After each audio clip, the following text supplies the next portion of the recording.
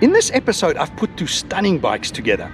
Now, the one on the left is the 1992 CBR 900RR, the launch bike, and that comes out of my personal Route 21 collection.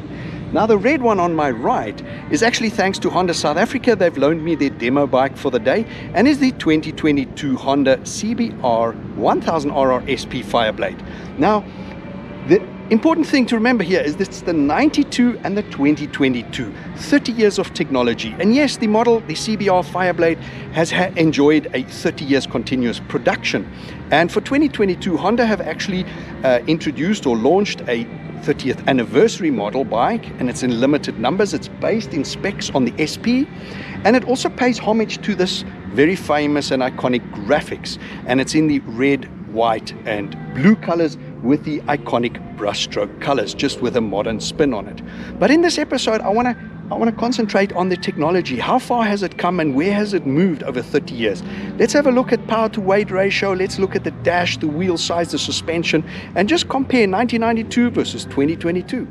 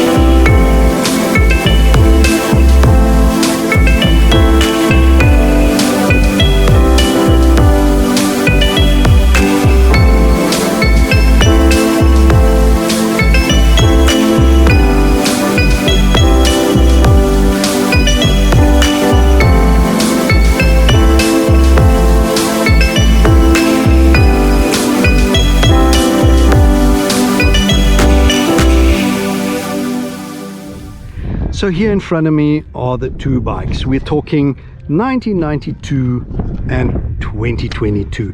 There is 30 years of technology between these two bikes. This is the launch bike in the launch colors, pretty much stock standard. The seat's been recovered, and this slip-on pipe at the back is not original. I'm still trying to get hold of one of those, but this is also the very iconic launch colors. You did get it with the white and more red and blue, than this being sort of a pinkish and a purple.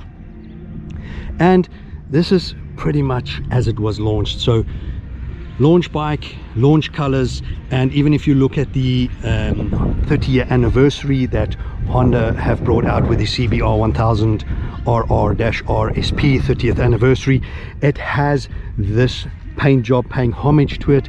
It's white. I think the white is in sort of a pearly color with glitter in it, where this is purple. That bike is blue. Even the rear seat is in blue, and it has a modern spin to this very iconic brushstroke with red and blue. Absolutely stunning. I think they've done a fantastic job paying homage to this, because this being such an game changer of a bike, it was streaks ahead of all the opposition, and I think it started the liter superbike category as we have it today. From the 750, this was the 900, and then by 2004 became the liter class 1000 cc's as we have it today, and as this one is. So this was the game changer and started that race, horsepower versus weight. So 1992 here, and here we have the 2022, and as it is in 2023. The bikes, very interestingly enough, this 92 is actually in dimension, in length, width and height, still smaller than the 22 bike. It was known as a diminutive bike, and back when it was launched in 1992, This, the CBR 900RR, was actually 1.8 kilos only heavier than the CBR 600 F2 of the same year. So you have a 600 versus a 900, yet only 1.8 kilos heavier. So really a pocket rocket, and still tiny. The only place it was massive from, I had a 94 bike, was when you were over here. If you look at the size of this tank, that's where it was absolutely monstrous. But you weren't raked too far over. It's not a really long tank. So very comfortable bike, and even the seat height is like 18 millimeters lower on that bike than this bike. So here we have a 2022 bike, the SP, and the reason we need to compare it to the SP, also the 30-year anniversary based on the SP specs. The reason we need to compare these two, because this was top of the range. There was no SP. This was the game changer. You were talking about the RC30 and the RC45s were the Honda 750s, ZXR 750s. Everything was in the 750 category. So this was the game changer, the highest spec. So now we're looking at the highest spec Fireblade of today, the SP. And 30 years on, the technology, just having a look at the bike, again, overall dimension still smaller. I'll go through the specs now, weight, horsepower and all of that, but just having a look at it from the front, very iconic dual headlight. And here today also the split lights with the center intake over here.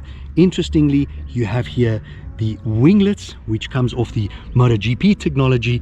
Back in the day, no winglets.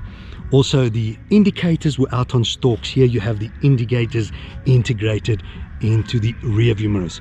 Absolutely stunning. If you have a look at the cockpit, if you come this side and have a look at the cockpit, the dash, full TFT, very minimalistic, electronic suspension, and also the controls minimalistic. The tank looks slimmer and sleeker, and the rear of the bike comes to a point. Now here, looking at this old bike, you can see the analog. It does look dated. You have that rev counter, very racy, dead center 12 o'clock in front of you. Off to the left you have the speedo. You can see this bike has done 41,000 kilometers, and temperature gauge, your light cluster at the bottom. So very racy. With up at 12 o'clock you have the rev counter redlining at 11,000 RPM. The controls a little bit busier than the modern day one, but old school. And then you go back and have a look at this petrol tank. This was massive. And going to the back, yes, you can see not as sleek as the modern one, but overall still a proper good looking motorcycle. Now let's compare the specs, where it started and where it is today. Starting with a model, both models are affectionately known as the Fireblades. You're talking about a CBR 900RR and a CBR 1000RR RSP. Motor here, 4-stroke double overhead cam, transverse, 4-cylinder, 4 valves per cylinder, liquid cooled wet sump. Pretty much the same here. The biggest difference between these two bikes is 893cc, 999cc. So 1000cc, this is the 900, 893, 999cc. The exhaust 4-header pipes, single pipe out on the one side, same over here, 4x2x1. And the SP nowadays have a full acropovic titanium system as standard. Now on the motor side, this old one still had carburetors, 4 carburetors, 38mm, and this today has dual stage fuel injection with 52mm throttle bodies. When we compare the kilowatt, the power and the torque specs, you talk 117 horsepower, 86 kilowatt at 10,500 RPM. You're talking 160 kilowatt, 215 horsepower at 14,500 RPM. So from 10.5 to 14.5 RPM, 117 to 215 horsepower. Newton meter torque, 88 Newton meter at 10,000 and 113 Newton meter at 12.5. So the torque is not so much from 88 to 113, but 117 to 215 horsepower, nearly 100 horsepower up on this bike. Now clutch is a wet multi-disc cable operated. Here we have a wet multi-plate hydraulic with slipper assist. 6-speed both bikes, and final drive chain both bikes. Both frames are aluminum twin spar frames. Now here's the magical mark. This old one was 206 kilograms wet weight, or is today 185 dry weight, which was unbelievable and unheard of back in '92. But today 201 kilograms. So 206, 201. The wet weight is within 5 kilos the same. However, 100 horsepower up. Insane. So this in today's terms would be considered a slouch and this a rocket. But every write-up you read from 92, everybody thought they were Mick Doohan on this particular bike, the champion of the day. This was the bike that made you feel like Mick Doohan. Now when we go to suspension, this still had the traditional forks up front, 45mm showers with 120mm travel. Now this particular one has upside down Öhlins, 43mm full electronic. It does everything for you. Both are fully adjustable. However, this is full electronic, upside down, modern day, traditional. Both have 120mm travel. The rear suspension, both bikes have dual swing arm at the back, both have monoshock.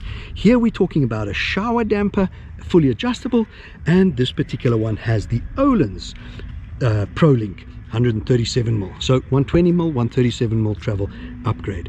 So really they've thrown some real cool pieces on. If you go to the 1000RR, it still has showers front and back, similar travel. When it comes to the brakes, the discs in front, dual disc with 296mm, dual discs of 330mm, 4-piston calipers, 4-piston calipers. However, this Nissan, this is the Brembo Dilemmas, so there is absolutely no comparison when it comes to braking. This also has full ABS front and rear, no ABS back in 1992. When you talk about the rear disc over there, you have 220mm, same on this bike, 220mm. This has a single piston Nissan caliper, and this has a dual piston Brembo at the rear. So also ABS, completely different when it comes to suspension and brakes.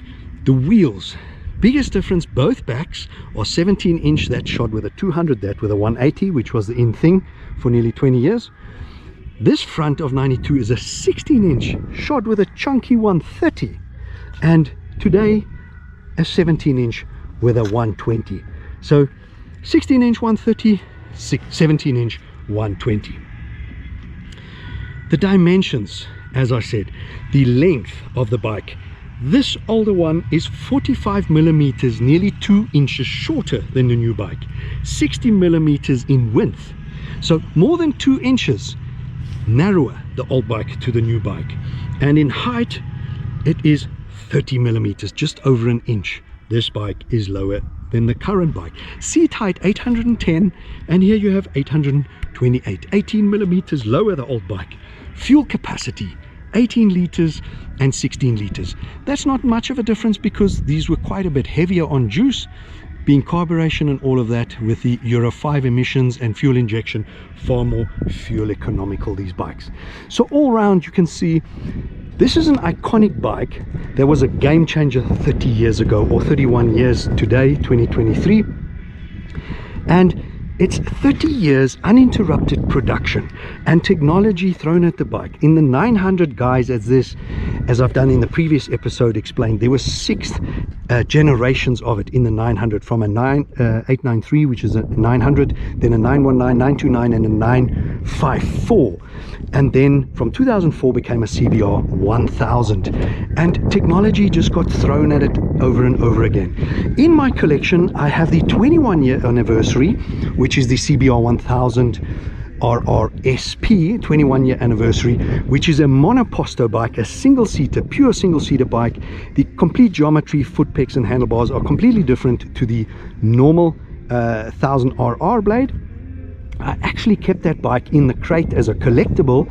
I'll blend it in, and maybe one day I need to pull that out and talk about the specs on that, because in my collection I have the 92, I have the 2007 Repsol bike, I have the 21-year anniversary of 2013, and maybe I should really add the 30-year anniversary CBR 1000 RRSP 30th anniversary to go with this one. Then I have the set of 4 and 1st and 30th anniversary paying homage when I have the set in the collection. So guys, I hope you can see that technology is not standing still for anyone. There was 0 electronics on this bike. Everything was manual, nothing electronic. Having a look here, you still had to pull out the choke for the butterflies on the carburetor to start this bike. Going down to the side here, there's your fuel tap. you have your on, your reserve on top, and your off. It's in the off position here. So you had to put your fuel on, pull the choke up, and start with a key back in the day. Absolutely nothing electronics. Everything was up to the rider and how you could set up your suspension and your ride. Now today it's keyless technology. You go on the side, you push the button on the side, full electronic suspension, electronic everywhere.